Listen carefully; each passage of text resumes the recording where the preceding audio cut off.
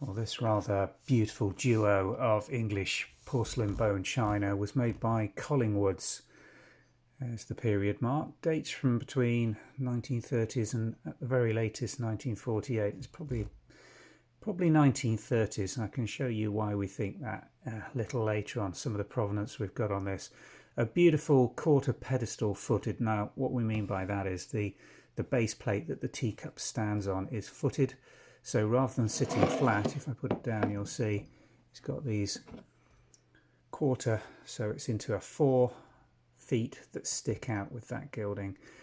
Beautiful bell bowl teacup with this lovely flared rim, the little band of gilt that just goes around the inner wall of this teacup is absolutely beautifully executed, as is the hand painted design of the pink roses with the gilt design of the leaf and rosebuds. Very unusual, very of its periods, high-end porcelain production in the 1930s. I'm going to put my name to the fact that this was probably a 1930s piece and no later than that, because Collingwoods was put into War Department during the sort of 38 to 45, 46 period and never reopened after the war.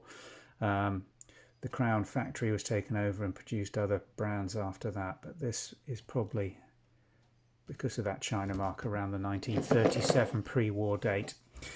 The saucer, again, almost square, but it isn't. It's intersections with this rib moulding again here with these beautiful hand-decorated rose pinks and golds lifted really nicely.